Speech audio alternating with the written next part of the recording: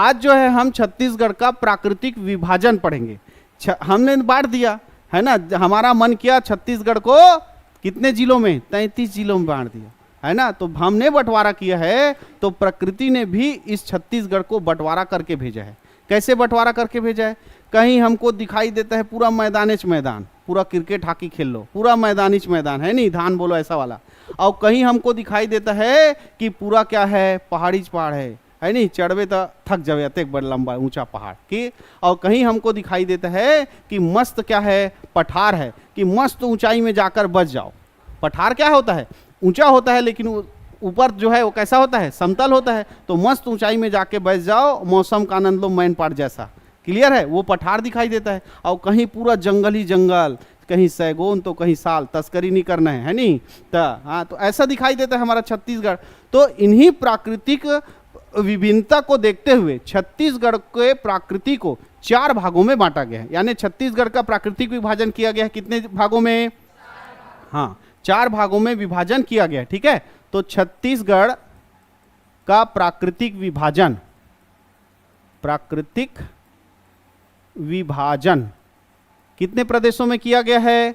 4 प्रदेशों में किया गया है। ठीक है, 4 प्राकृतिक प्रदेशों में किया गया है, जिसमें पहला कहलाता है जसपुर सामरी पाठ प्रदेश। जसपुर सामरी पाठ प्रदेश पहला हो गया। दूसरा कहलाता है सरगुजा बेसिन। दूसरा क्या कहलाता है? सरगुजा बेसिन। तीसरा कहलाता है महानदी बेसिन। तीसरा कहलाता है महानदी बेसिन। और चौथा है बस्तर का पठार, या इसी को ही बोलते हैं क्या, दंडकारण्य का पठार। ठीक है, बस्तर का पठार या दंडकारण्य का पठार। ठीक है, तो कितने भागों में बांट दिया गया छत्तीसगढ़ को प्राकृतिक रूप से? 4 भागों में। पहला कौन सा? जसपुर सामरी पाठ प्रदेश है ना। उसके बाद है कौन सा? सरगुजा बेसिन। यही सरगुजा बेसिन कहलाता है पूर्वी बघेलखंड का पठार, है नहीं। तो अलग से अगर कहीं देखोगे पूर्वी बघेलखंड का पठार, तो अलग नहीं है भैया, ये एक ही है ना। पूर्वी बघेलखंड के पठार को ही क्या कहते हैं? सरगुजा बेसिन। उसके बाद है महानदी बेसिन, इसी को कहते हैं छत्तीसगढ़ का मैदान। इसी को ही क्या कहते हैं? छत्तीसगढ़ का मैदान। तो ये भी अलग अलग नहीं है। जो महानदी बेसिन है उसी का नाम क्या है? छत्तीसगढ़ का मैदान। और उसके बाद चौथा है बस्तर का पठार, जिसको क्या कहा जाता है? दंडकारण्य का पठार। तो 3 के 2-2 नाम पढ़ना है ना। सरगुजा बेसिन को क्या पढ़ना है? पूर्वी बघेलखंड का पठार। महानदी बेसिन को क्या पढ़ना है? छत्तीसगढ़ का मैदान। और जो चौथा है कौन सा? हाँ, बस्तर का पठार, उसे क्या पढ़ना है? दंडकारण्य का पठार, है ना। अब कई जगह मैं ऐसे 4 लिख दिया हूं। अब बस्तर के पठार की जगह क्या लिखा गया? दंडकारण्य का पठार। सर तो हम पढ़ाए नहीं रही से, पढ़ाया हूं भैया, दोनों एक ही है ना। ठीक, हाँ। जसपुर सामरी पाठ प्रदेश, सरगुजा बेसिन, महानदी बेसिन, और एक है कौन सा? बस्तर का पठार। ठीक है, चलो देखते हैं कि कहां कहां पर है। ये जसपुर जिला, ये सरगुजा जिला, ये बलरामपुर जिला, और ये सूरजपुर। ऐसा थोड़ा सा ये है आपका जसपुर सामरी पाठ प्रदेश। कौन सा है? जसपुर सामरी पाठ प्रदेश। ये वाला हिस्सा क्या कहलाएगा? कौन सा प्राकृतिक प्रदेश? जसपुर सामरी पाठ प्रदेश। जसपुर सामरी पाठ प्रदेश। क्लियर है। इसके बाद देखो ये वाला हिस्सा, ये वाला, ये है आपका कौन सा? सरगुजा बेसिन। कौन सा है? सरगुजा बेसिन। नहीं दिख रहा है? सरगुजा बेसिन। ठीक है, सरगुजा बेसिन। ठीक है, ये आपका कोरिया जिला है ना, कोरिया, मनेंद्रगढ़, है ना, ये वाला हिस्सा है। क्या बोले, समझ में नहीं आ रहा है। जिला वाला लूं?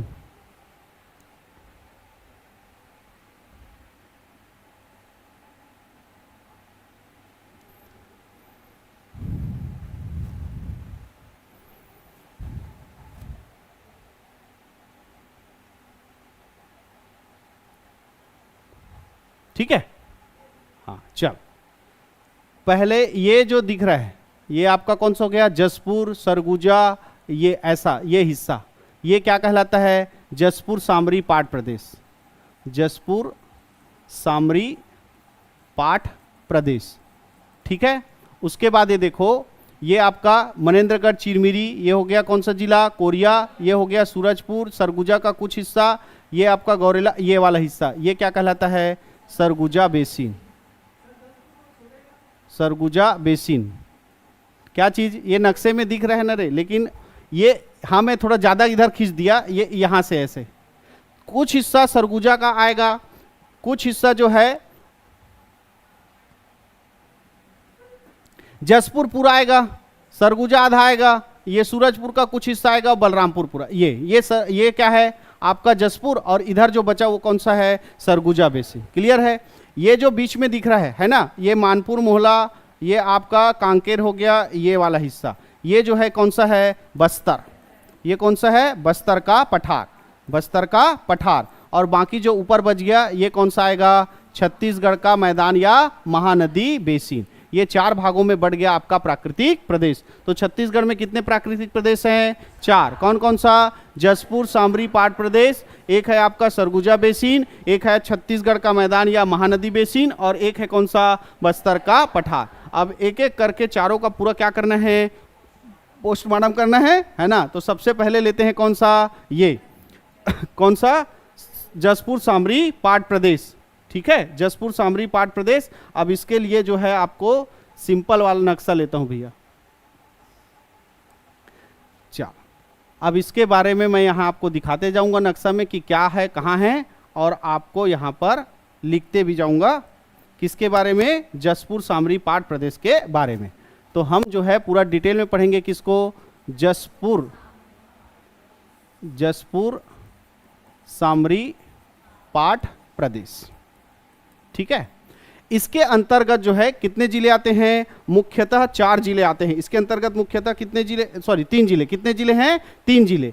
एक आपका आएगा कौन सा, जसपुर, है ना, एक कौन सा आएगा, जसपुर, ठीक है। एक आधा टच करेगा किसका, सरगुजा, और इसी में आएगा कुछ पूरा हिस्सा, कुछ हिस्से को छोड़कर पूरा कौन सा हिस्सा आएगा, बलरामपुर, ठीक है। तो इसमें कितने जिले आते हैं, 3 जिले आते हैं। जसपुर सामरी पाठ प्रदेश के अंतर्गत मुख्यतः कितने जिले हैं, 3 जिले। जसपुर पूरा रहेगा, सरगुजा का अधिकांश हिस्सा और बलरामपुर का अधिकांश हिस्सा जो है इसी जसपुर सामरी पाठ प्रदेश के अंतर्गत आता है। और जब इन तीनों जिले के हिस्से को देखते हैं कि जसपुर सामरी पाठ प्रदेश का, तो वो क्षेत्रफल बनता है 6208 वर्ग किलोमीटर। यानी जसपुर सामरी पाठ प्रदेश का क्षेत्रफल कितना है पूछेगा तो 6208 वर्ग किलोमीटर। जबकि छत्तीसगढ़ का क्षेत्रफल कितना है, 1,35,191 वर्ग किलोमीटर, और उसका 6,208 वर्ग किलोमीटर को हमने किसमें रख दिया, जसपुर सामरी पाठ प्रदेश का। तो ये कितना प्रतिशत हुआ, तो 4.59%। कितना हुआ, 4.59%। यानी छत्तीसगढ़ का कितना हिस्सा जसपुर सामरी पाठ प्रदेश है, तो 4.59% जो है वो क्या है, क्या है, जसपुर सामरी पाठ प्रदेश है। क्लियर है। और यही जसपुर सामरी पाठ प्रदेश जो है छत्तीसगढ़ का सबसे छोटा प्राकृतिक प्रदेश है।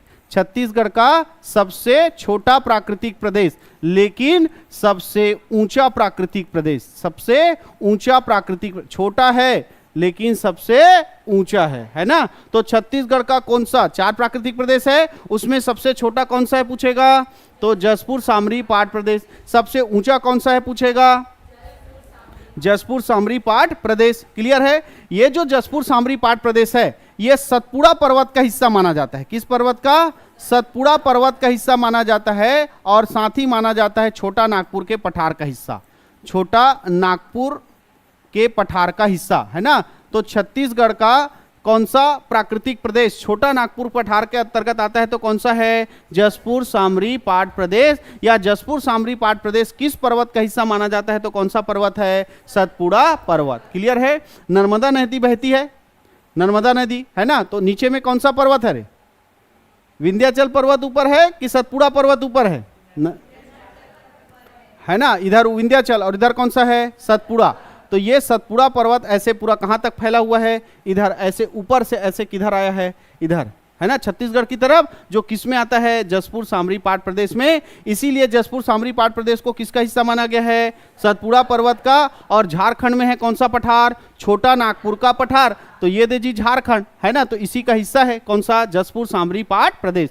तो जसपुर सामरी पाट प्रदेश सतपुड़ा पर्वत का हिस्सा है और साथ ही में किसका हिस्सा है, छोटा नागपुर का पठार का हिस्सा है। जब इस प्राकृतिक प्रदेश को देखते हैं तो जितनी भी नदी बहती है ना, जितनी भी नदी बहती है वो पहले ऐसे नीचे की ओर बहती है, उसके बाद इधर मुड़ जाती है ना। पहले किधर बहती है, दक्षिण यानी नीचे की ओर, और फिर किधर मुड़ जाती है, यानी इस प्राकृतिक प्रदेश का ढाल किधर, भाई जिधर ढाल रहेगा उधर नदी बहेगा, तो इस प्राकृतिक प्रदेश का ढाल किधर है, दक्षिण पूर्व। इस प्राकृतिक प्रदेश का ढाल कैसे है, दक्षिण पूर्व, ठीक है, दक्षिण पूर्व की ओर है। अब इसको देखते हैं तो नीचे ना ऐसे कम ऊंचाई पर है, फिर ऊपर जाते जाओगे और ऊंचाई, फिर ऊपर जाओगे और ऊंचाई, तो ऐसा कहां दिखाई देता है, सीढ़ी में। कहां दिखाई देता है, सीढ़ी में। तो इस प्राकृतिक प्रदेश की आकृति जो है वो कैसे है, सीढ़ी नुमा। इस प्राकृतिक प्रदेश की आकृति कैसी है, सीढ़ी नुमा आकृति की है। इस प्राकृतिक प्रदेश की आकृति कैसे है, सीढ़ी नुमा, ठीक है। और साथ में इसके अगर चट्टानों की बात करें कि इस प्राकृतिक प्रदेश में अगर जमीन के अंदर जो चट्टान है उसकी बात करें तो चट्टान है किस प्रकार का, दक्कन ट्रेप। दक्कन ट्रेप चट्टान जो है किस प्रकार का है बोलेगा इसका, तो चट्टान जो है वो किस प्रकार का है, दक्कन ट्रेप प्रकार का चट्टान है, ठीक है। ये बेसिक जानकारी किसका, जसपुर सामरी पाट प्रदेश का, कि जसपुर सामरी पाट प्रदेश के अंतर्गत कौन कौन से जिले आते हैं, जसपुर, बलरामपुर और सरगुजा। कितना क्षेत्रफल है, 6208 वर्ग किलोमीटर, जो छत्तीसगढ़ के क्षेत्रफल का कितना है, 4.59%। और इसी के साथ ये छत्तीसगढ़ का सबसे छोटा लेकिन छत्तीसगढ़ का सबसे ऊंचा प्राकृतिक प्रदेश है ना। और उसके बाद हमने देखा कि ये जो है किसका हिस्सा है, सतपुड़ा पर्वत का हिस्सा है और छोटा नागपुर के पठार का हिस्सा है। इसका जो ढाल है वो किस तरह का है, दक्षिण पूर्व की ओर है। इसका जो आकृति है वो कैसे है, सीढ़ी नुमा है। और इसका जो बनावट है वो किस प्रकार के चट्टान का है, दक्कन ट्रेप प्रकार के चट्टान का है, ठीक है। ठीक, जैसे हमने प्रकृति को बांटा है 4 भाग में, जसपुर सामरी पाट प्रदेश, सरगुजा बेसिन, महानदी बेसिन और बस्तर का पठार, उसी तरह नदियों को भी बांटा जाता है। नदियों को कैसे बांटा जाता है, ये जैसे महानदी बेसिन बोल रहा हूं ना, तो वो महानदी का बेसिन, यानी महानदी एक बड़ी नदी है जो कहां जाके गिरती है, समुद्र में। ढोरगा नदी हम नहीं गिरे, समुद्र में। बड़ा नदी जो है वो समुद्र में जा, लेकिन वो अकेले जाता है क्या, नहीं, अपने साथ छोटे छोटे नदी को अपने में मिलाकर जाता है ना। तो उस बड़ी नदी के नाम से ही जितने क्षेत्र के वो छोटे नदियों को अपने में शामिल करता है उसको बेसिन कहा जाता है, ठीक है। जैसे महानदी बेसिन बोल रहा हूं तो ये जो है महानदी यहां से निकल के ऐसे समुद्र में जाके गिरेगी, तो इधर की नदी को लाकर पूरा क्या करेगा, अपने में मिलाएगा और फिर उसको समुद्र, तो वो क्या हो गया, महानदी बेसिन। उसी तरह एक यहां पर पढ़ेंगे कौन सा, आपका गोदावरी बेसिन है ना, छत्तीसगढ़ में गोदावरी अपवाह तंत्र, महानदी अपवाह तंत्र ऐसे पढ़ेंगे ना। तो नदियों को अपवाह तंत्र में बांटा जाता है और उस अपवाह तंत्र का जितना मैदान आता है उसको बेसिन कहा जाता है। तो यहां पर ये जसपुर सामरी पाट प्रदेश है, इसमें नदियां बहती है, तो ये नदियां किस अपवाह तंत्र के अंतर्गत आती है, तो जसपुर सामरी पाट प्रदेश में जो नदी बहती है उसमें अधिकतर कौन सा अपवाह तंत्र देखने को मिलता है, महानदी अपवाह तंत्र। कौन सा देखने को मिलता है, महानदी अपवाह तंत्र। यानी इस क्षेत्र में जो भी नदी बहती है वो किस नदी में जाकर मिल जाती है, महानदी में जाकर मिल जाती है। कहां पर मिल जाती है, महानदी में मिल जाती है। इसके अलावा कुछ नदी जो है सोन नदी में भी मिलती है, गंगा नदी अपवाह तंत्र। देखो गंगा जो है कहां जाके गिरती है, समुद्र में। सोन किस में मिलता है, गंगा में। और हमारे छत्तीसगढ़ की नदी मिलती है किस में, सोन। तो इसको सोन कहो या गंगा अपवाह तंत्र कहो, दोनों सही हैं, अपवाह तंत्र। यानी जो जसपुर सामरी पाट प्रदेश है उसमें कौन सा अपवाह तंत्र है बोलेगा, तो महानदी अपवाह तंत्र, और कौन सा है, गंगा नदी अपवाह तंत्र, है ना। यहां पर अगर वर्षा की बात करूं, है ना, इस क्षेत्र में वर्षा की बात करूं तो यहां पर जो है 172 सेंटीमीटर का वर्षा होता है। कितने सेंटीमीटर का, 172 सेंटीमीटर का वर्षा होता है, जो छत्तीसगढ़ के किसी और स्थान में नहीं हो, स्थान नहीं, क्षेत्र, किसी और क्षेत्र में नहीं होता है। देखो स्थान और क्षेत्र में अंतर है, पहले समझो।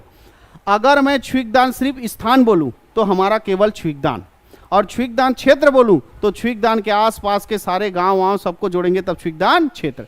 तो मैं क्या बोल रहा हूं कि 172 सेंटीमीटर का वर्षा इस जसपुर सामरी पाट प्रदेश वाले क्षेत्र में होता है, और इसके अलावा छत्तीसगढ़ के किसी क्षेत्र में इतना वर्षा नहीं होता। यानी यही बन जाएगा क्या, छत्तीसगढ़ का सबसे अधिक वर्षा वाला, सबसे अधिक वर्षा वाला क्षेत्र। तो सबसे अधिक वर्षा वाला क्षेत्र कौन सा है, जसपुर क्षेत्र है ना। जसपुर सामरी पाट प्रदेश क्षेत्र जो है वो सर्वाधिक वर्षा वाला क्षेत्र है। जबकि सबसे अधिक वर्षा वाला स्थान पूछेगा छत्तीसगढ़ का तो क्या आएगा, है अबूझमाड़ आएगा। क्या आएगा, अबूझमाड़। ठीक है, उसको कहाँ पढ़ाएंगे, बस्तर में पढ़ाएंगे, बस्तर का पठार पढ़ेंगे तब। अभी हम लोग जसपुर सामरी पाट प्रदेश पढ़ रहे हैं। यहाँ औसतन कितना वर्षा होता है, 172 सेंटीमीटर का वर्षा होता है, और इससे ज्यादा वर्षा किसी और क्षेत्र में नहीं होता है छत्तीसगढ़ का। यानी यही बन गया छत्तीसगढ़ का सबसे अधिक वर्षा वाला क्षेत्र।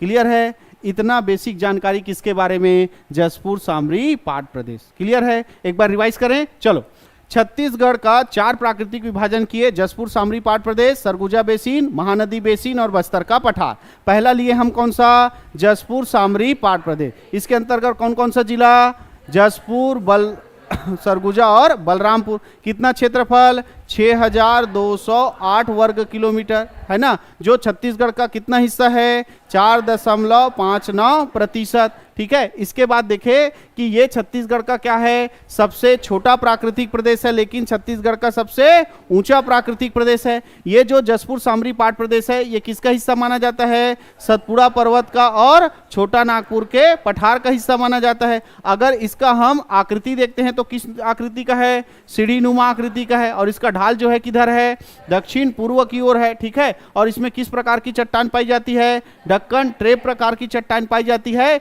और यहाँ की जो नदी है वो किस अपवाह तंत्र के अंतर्गत आता है, महानदी और गंगा नदी या सोन नदी अपवाह तंत्र बोल सकते हो। और यहाँ पर वर्षा जो है कितना होता है, 172 सेंटीमीटर का औसतन वर्षा होता है, जो कि छत्तीसगढ़ का सबसे अधिक वर्षा वाला क्या बना देता है, क्षेत्र बना देता है। क्लियर है, इसी प्राकृतिक प्रदेश में पाया जाता है बहुत सारा पाठ। अध्याय नहीं रे, एक पाठ दो पाठ नहीं। हाँ, हमन छत्तीसगढ़िया आदमी, हमन अपन तरीका से नाम रखता है। ओ मना हिंदी में किथे पठार, और हमन छत्तीसगढ़ी में किथन का पाठ है नी। पठार को ही छत्तीसगढ़ी में क्या कहा गया है, पाठ कहा गया। यहां पर लिखा हूं ना मैं, जसपुर सामरी पाठ। तो जसपुर पाठ और सामरी पाठ मतलब जसपुर पठार और सामरी पठार, उसी को छत्तीसगढ़ी में हम लोग क्या बोलते हैं, पाठ। इसीलिए प्राकृतिक प्रदेश का नाम पठार न रखकर क्या रखा गया है, पाठ रखा गया है। यानी इस जसपुर सामरी पाठ में बहुत सारे क्या मिलेंगे आपको, पठार मिलेंगे। बहुत सारे क्या मिलेंगे, पठार मिलेंगे। तो देखते हैं कि इस जसपुर सामरी पाठ प्रदेश में कौन कौन सा पठार है, कौन कौन सा पठार है, एक एक करके देखते हैं। ठीक है, चलो। तो सबसे यहां पे नाम आया है कौन सा पठार का, सामरी। जसपुर और सामरी दो लिखे हो नहीं भाई। हाँ, तो पहले पढ़ते हैं किसके बारे में, सामरी पाठ के बारे में। किसके बारे में पढ़ते हैं, सामरी पाठ। सामरी पाठ के बारे में पढ़ते हैं। ठीक है, सामरी पाठ जो है ये बलरामपुर जिला में, इधर ऐसा थोड़ा बहुत इधर उधर हो जाएगा भैया, समझ लेना ना, चलेगा। पर्वत ला बना तो थोड़ा इति खसक दी है नहीं, अब बहुत बड़ा क्षेत्र में है ना। तो ये सर आधे में रीच करके नहीं, ये इधर है, बलरामपुर जिला में है। कौन सा, सामरी पाठ। तो सामरी पाठ कौन से जिले में है, बलरामपुर जिले में। सामरी पाठ किस जिले में है, बलरामपुर जिला में। बलरामपुर जिला में सामरी पाठ कौन से जिला में है, बलरामपुर जिला में। इसकी जो ऊंची चोटी है, सबसे ऊंची, अब भाई पठार है तो पठार है तो ऐसा रहा होगा नहीं भाई, ऐसा फिर ऐसा ऐसा। तो जो सबसे ऊंची चोटी है सामरी पाठ की, जो सबसे ऊंची चोटी है उसका नाम क्या है, गौरलाटा। क्या नाम है, गौरलाटा। सामरी पाठ की जो सबसे ऊंची चोटी उसका नाम क्या है, गौरलाटा। सबसे ऊंची चोटी का नाम क्या है, गौरलाटा। सबसे ऊंची चोटी है ना, सामरी पाठ की सबसे ऊंची चोटी का नाम क्या है, गौरलाटा। इसकी ऊंचाई है 1225 मीटर। कितना मीटर है, 1225 मीटर। छत्तीसगढ़ को इतना रट डाले हो, 1225 मीटर है नहीं, छत्तीसगढ़ में है, छत्तीसगढ़ को रटना पड़ेगा भैया पूरा, है कि नहीं। हाँ, तो छत्तीसगढ़ का ये क्या बन गया, सबसे ऊंचा इससे ऊपर तुम नहीं जा सकते छत्तीसगढ़ में। है ची नहीं कहाँ जाऊ जी, है कि नहीं है? हाँ, अब एकल डबल मंजिल थोड़े बना रहे 1200 कितना मीटर है, 25 मीटर। एकल ऊपर जाना है तो एकल बड़े का अब प्रकृति बनाए नहीं है, हम ही मतलब मंजिल 2 मंजिल 4 मंजिल घर एक से ऊपर बनाए लगे है नहीं।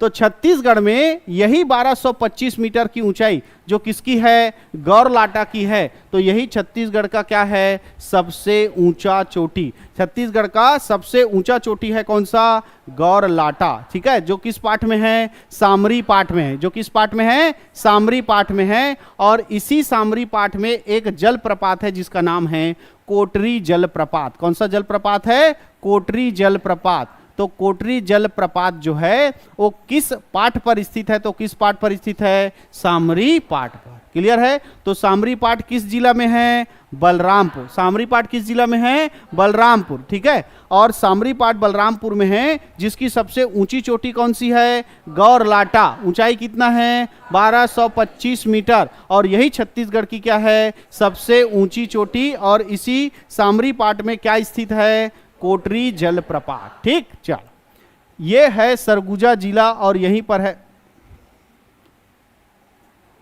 है कौन सा, मैनपाट। यहां पर कौन सा है, मैनपाट। तो अब किसके बारे में पढ़ेंगे, मैनपाट के बारे में। किसके बारे में पढ़ेंगे, मैनपाट।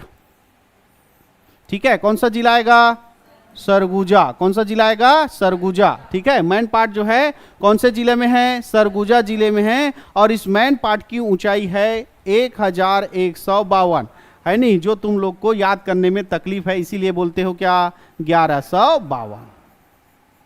ठीक है, क्या बोलते हो, 1152। तो मैनपाट की ऊंचाई कितना है, 1152 मीटर। कितना मीटर है, 1152 मीटर। मस्त जाओ मैनपाट, वहां पे मिलेगा तुमको बर्फ, ठंडी हवा, ऐसा मिलता है नहीं। हाँ, और ये सब हमारे भारत में कहाँ देखने को मिलता है, शिमला में। कहाँ देखने को मिलता है, IMB जम्मू कश्मीर भी देखने को मिलता है। कौन सा ग्राम, पहलग्राम।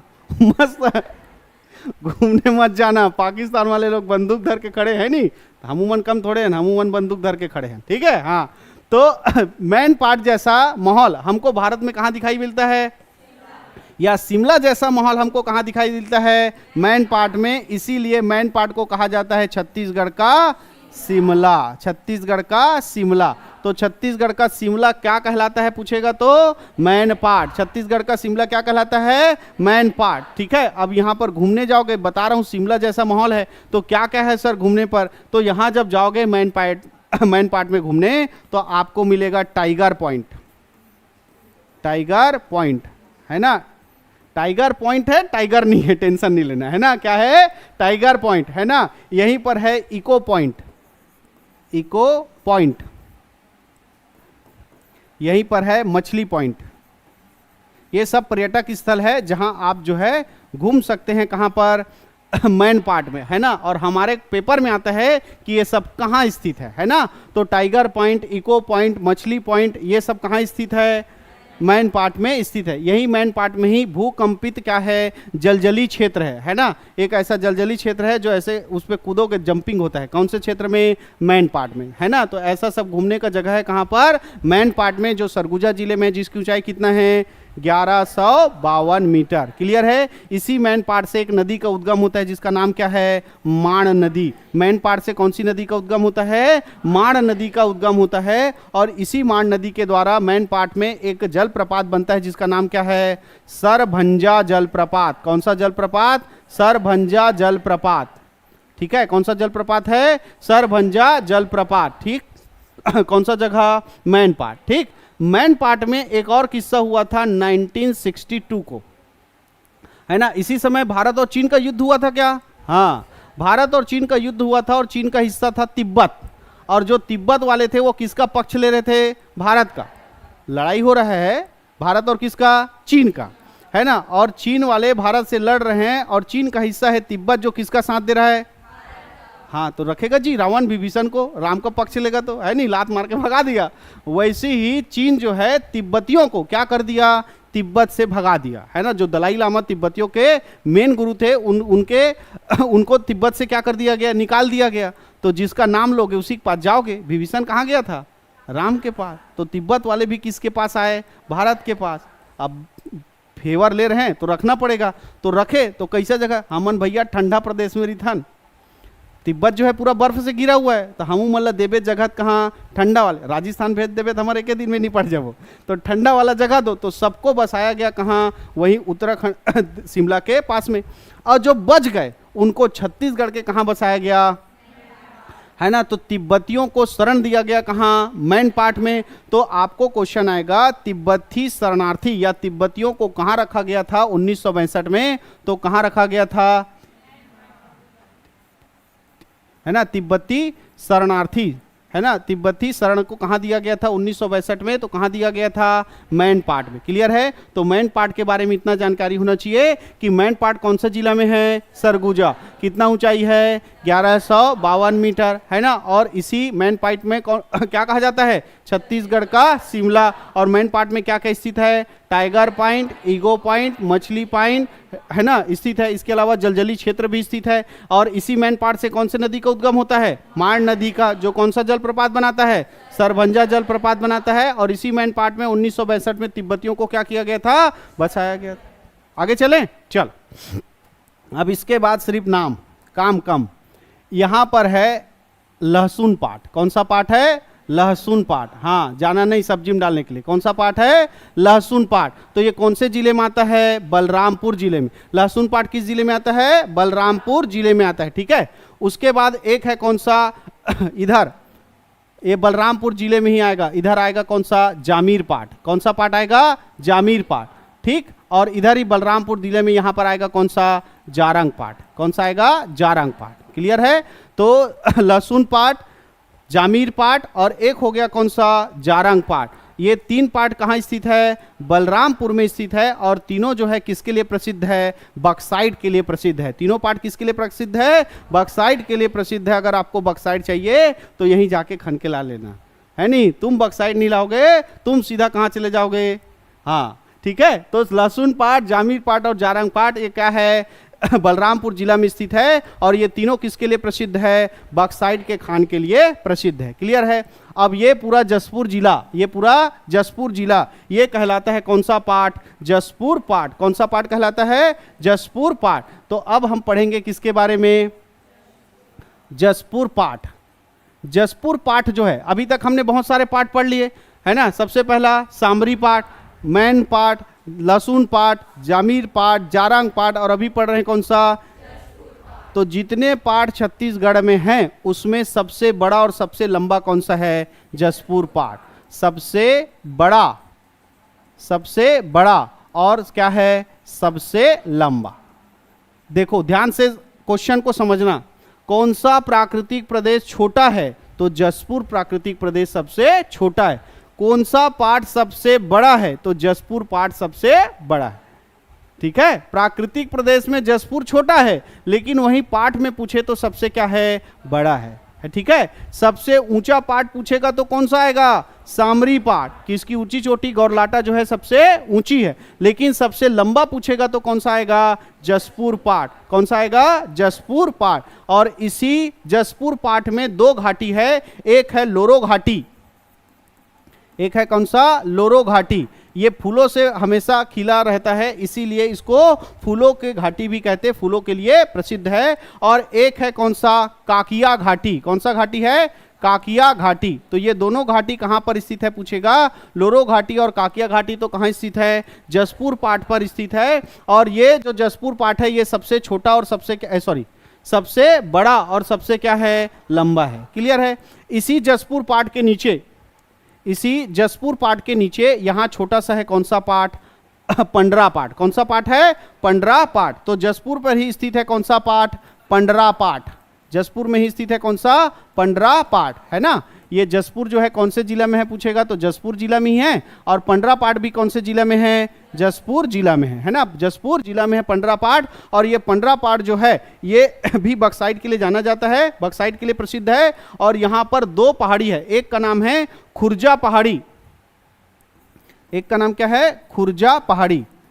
खुर्जा पहाड़ी जिसकी चोटी का नाम है बखोनी चोटी, बखोनी चोटी। और इसी बखोनी चोटी से जो है नदी का उद्गम होता है, इसी पंडरा पाड़ से जो है नदी का उद्गम होता है। एक कौन सी नदी है? ईब नदी। ये कौन सी नदी है? ईब नदी। और एक है कौन सी नदी? कन्हार नदी। कौन सी नदी? कन्हार नदी। तो ईब नदी और कन्हार नदी किस पाड़ से निकलता है? पंडरा पाड़ से निकलता है। इसमें एक पर्वत है जिसका नाम खुर्जा पहाड़ी है और एक चोटी है जिसका नाम क्या है? बखोनी चोटी है। क्लियर है? इतना पाठ जो है वो किस प्राकृतिक प्रदेश के अंतर्गत आता है? जसपुर सामरी पाठ प्रदेश के अंतर्गत। क्लियर है? अब अगला पढ़ते हैं कौन सा बेसिन? सरगुजा बेसिन। किसके बारे में पढ़ते हैं? सरगुजा बेसिन। सरगुजा बेसिन जिसको क्या कहा जाता है? पूर्वी बघेलखंड का पठार। पूर्वी बघेलखंड का पठार। ठीक है, पूर्वी बघेलखंड का पठार।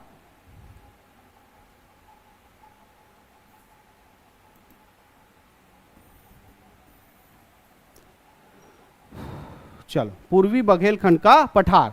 तो जैसे हमने जसपुर सामरी पाठ प्रदेश में देखा कि उसके अंतर्गत कितने जिले आ रहे थे? 3 जिले। कौन कौन सा? जसपुर, सरगुजा और बलरामपुर। वैसे ही हम कौन सा प्राकृतिक प्रदेश पढ़ रहे हैं? सरगुजा बेसिन। तो इसके अंतर्गत जिले आएंगे। तो इधर कौन सा जिला है भैया? पहला है नहीं, तुम लोग शॉर्टकट नाम रखे हो क्या? हाँ, MC, हाँ, मनेन्द्रगढ़, चिरमिरी, भरतपुर, है कि नहीं? हाँ, MCB जिला हो गया। ठीक है, उसके बाद कौन सा है बगल में? कोरिया है। ठीक है, उसके बगल में कौन सा है? सूरजपुर है। उसके बगल में कौन सा है? बलरामपुर, है ना? बलरामपुर का भी कुछ हिस्सा आता है और सरगुजा का भी कुछ हिस्सा जो है इस प्राकृतिक प्रदेश में आता है। तो कितने हो गए? 5। कौन कौन सा?